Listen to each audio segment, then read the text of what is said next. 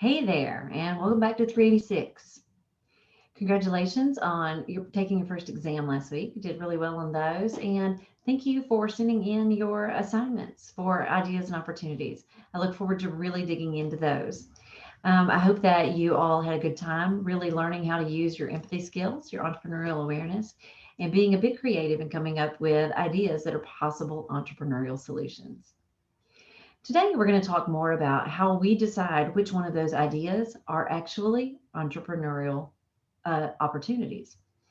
And one way that we do that is by looking at the Market Opportunity Navigator. Now, you will notice on the website, ginasimpson.online, that the Market Opportunity Navigator slideshow is there, as well as a template. Now, I am going to tell you that this was invented by a good friend of mine who is an academic person in Australia. And the details that go along with actually completing the Market Opportunity Navigator are really pretty in depth. She and I are having conversations about how to make this more actual user friendly and less academic. So I'm going to talk you through what I think would be beneficial for you to be able to do in terms of the Opportunity Navigator. Now, what is this? What does it mean? Let me go back by saying why we need it. One of the major mistakes that entrepreneurs make is getting married to their idea and limiting the target market that they think that this should be available for. And the reason that we do this is it's all entrepreneurs, it's college students, it's everyone. We become very myopic. And by myopic, I mean very nearsighted. Our world is about this big. And the only thing we see is what's inside our world. So when it comes to identifying target markets or being creative or thinking about who might need our product, we tend to look inside our bubble, inside our world. The truth is there's a lot of world out there. And the Market Opportunity Navigator helps us to think through that, the big world, who else might be out there who might need this product? Is this really the right use for the product? And helps us to unmarry from the original idea and the original target market that possibly we identified using our entrepreneurial awareness. Now, what we want to do is think about these 5 solutions that you just came up with. What are your 5 ideas? And we want to complete a Market Opportunity Navigator for those ideas. Now, I'm not telling you go do that for each one of them, but you can for practice. I'm using this for an example. So let's complete a Market Opportunity Navigator for one of them. Now, here's what I'd like for you to do. I'd like for you to take one of your solutions. Let's just say one of your solutions was we're going to create a portable charger that is disposable for phones. People are always like running out of battery. They don't have their cord with them. They certainly don't have an extra battery with them or the battery pack. And they don't want to carry a lot of things. So let's just have like a little simple, small, disposable phone charger that we can toss as soon as the charge is done. I know this is probably going to step on some toes. I know that it'd be bad for the environment. I know that it's hard for things to come with a charge in them. Let's just play along for the sake of completing the Market Opportunity Navigator, okay? All right. So what we observed is people getting frustrated because their phone goes dead and they need it. And they don't have a way with them to charge the phone. The real problem they're feeling is frustration. They're feeling panic and anxiety because obviously they need their phone for something. They're going to start feeling some FOMO. Maybe I don't have my phone to take pictures or to do my favorite snap. There's a lot of things that they could be feeling that we want to solve. And so one of our ideas is this portable, disposable phone charger. One charge and done. Let's toss it.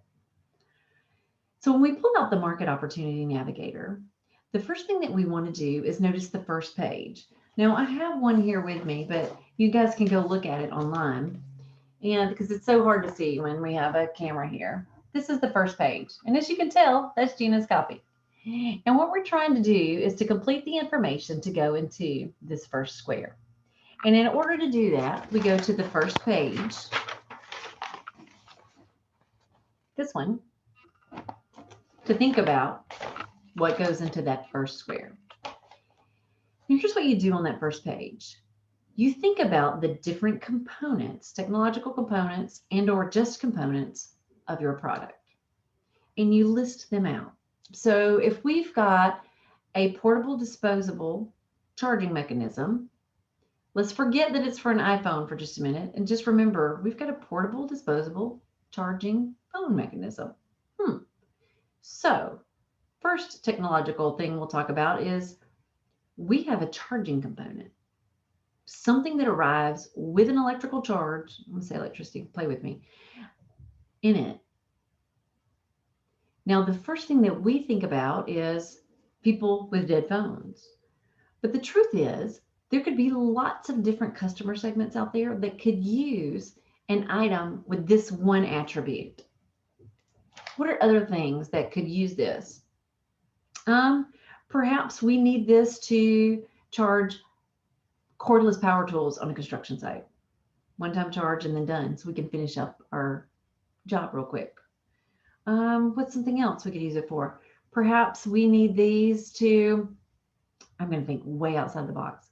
What if we had this electrical charge and we could take it over to underdeveloped parts of the world where they have dirty water? You could have a bucket of water, drop the electrical charge in there, and it cleaned all the water. I know that probably wouldn't work, but wow. So there's another possible target market. Who else might enjoy something with just a charge in it? Maybe this is something the military could use. Perhaps there's something that they have that they need to keep charged, and this disposable portable would work well. Perhaps people who hike or camp or really outdoorsy people. This would be something that they could use. So you see that really quickly we get to ways that we could, when camping, prepare food. Electrical charge, we could cook something. We start to identify lots of different customer segments that might want just that one component of it, a little box with an electrical charge in it. Let's move on to the next component, technological component of our product, and that is that it is small and it's disposable. Well, other than college students and bars, who might want something like this that's portable and disposable? Again, let's say the military, that might work out well for them. They have a lot to carry already. First responders, they have a lot to carry. Maybe it would work for them. Perhaps the outdoorsy people again. And we're going to do this for each of the technological components of our product. And what we're looking for is, as we identify multiple target markets for each technological component, we're looking for, across the page, is the same group of customers appearing in all of them. And that's what we want to look for. Because if the same group of customers appears in all of them, then bing, bing, bing, that is going to be a great target market to start thinking about. Perhaps we said military wanted all of them, and perhaps we said outdoor people care about all of them, but then perhaps we thought like, the college kids don't. Then what we find out is the original place where we saw the idea, thank goodness for that, because otherwise we'd have never thought of the idea, is a target market, but it's really not the most beneficial or the most fruitful or the one we should go for first. So what we need to be able to do is to think big and to think outside of our bubble to try to identify other target markets where we could possibly take our product to market. After we look through this page and we see multiple, the same target market appear across multiple ones, then we're going to go back to the first page in that blank square, and we're going to write down the ones we saw that went across all of the target markets. And that's what happens in the first square. Well, from there, then we need to decide which one of those target markets is the one that we really need to go after.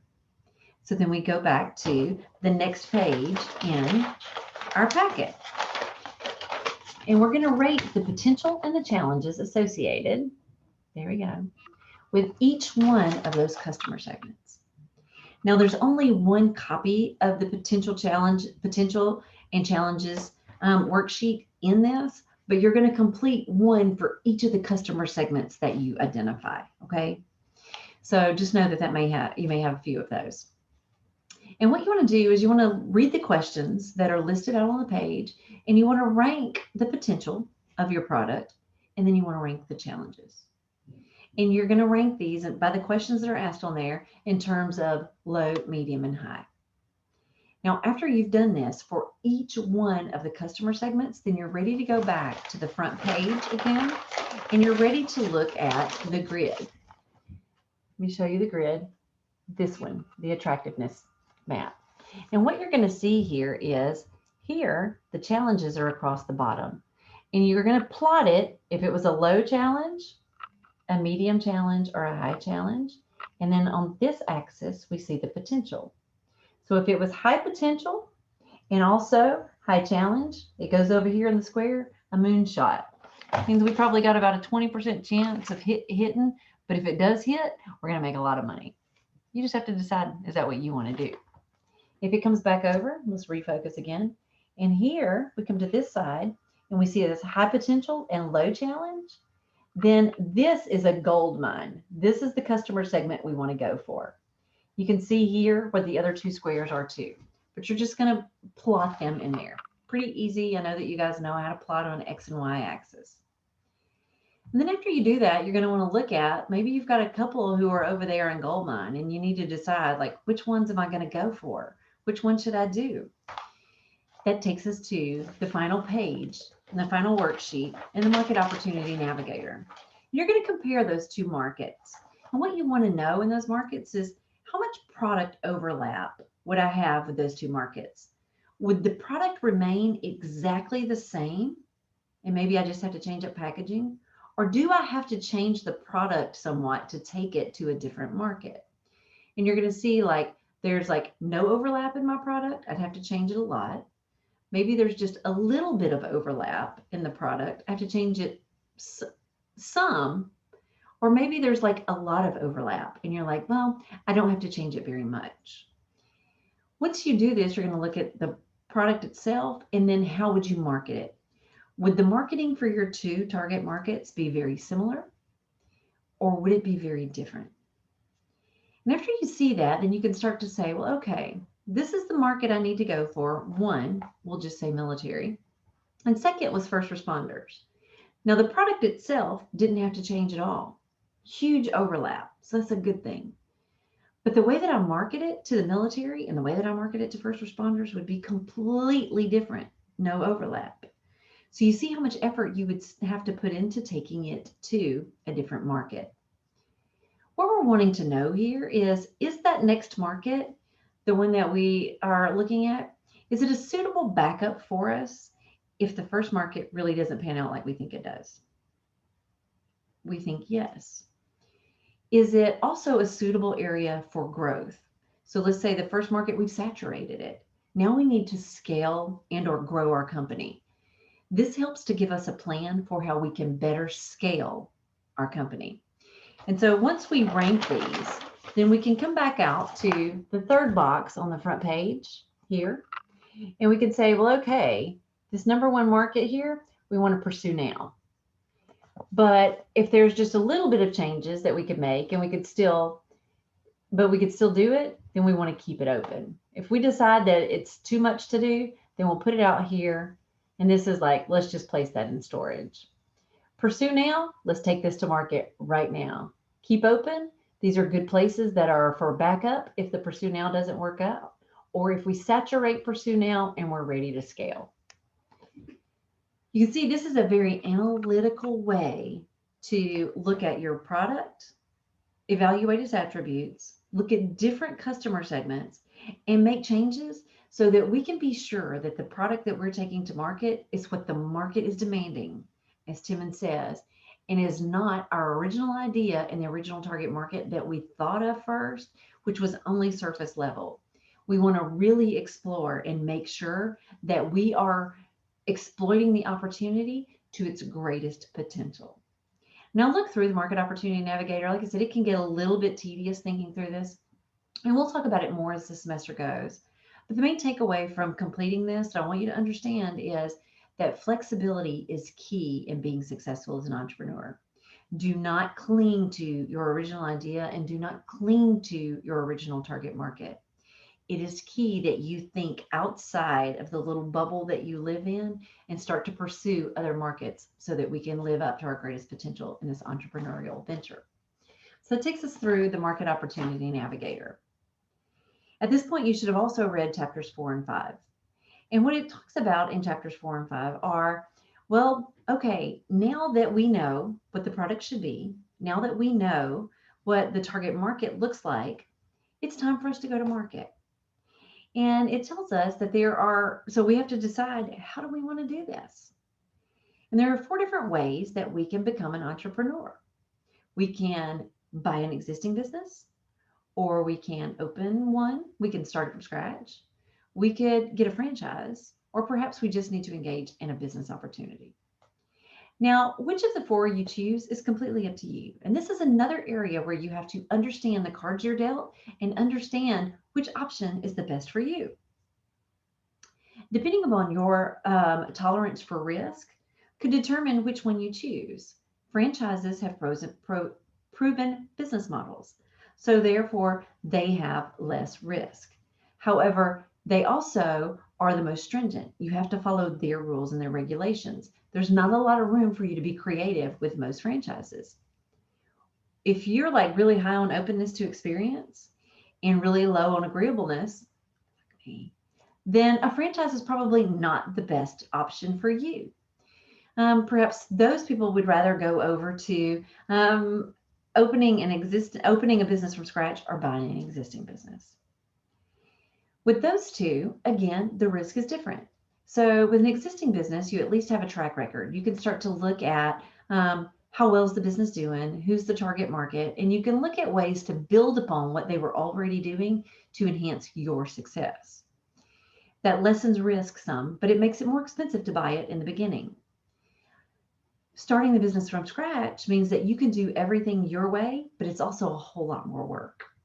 That's not for everybody. Because if any of these ways are excellent for going to market and becoming an entrepreneur, just figure out which one is best for you, which one suits you most. Now, I want you to do a really good job of reading in chapters 4 and 5, and it also talks about the best way to go to market. Should I start part-time or full-time? And I want you to be really familiar with these. In our next class, I'm going to walk you through an exercise that you're going to need to do, and you're going to do it for a grade. So be sure that you are familiar with the Market Opportunity Navigator. Be sure you're familiar with chapters 4 and 5.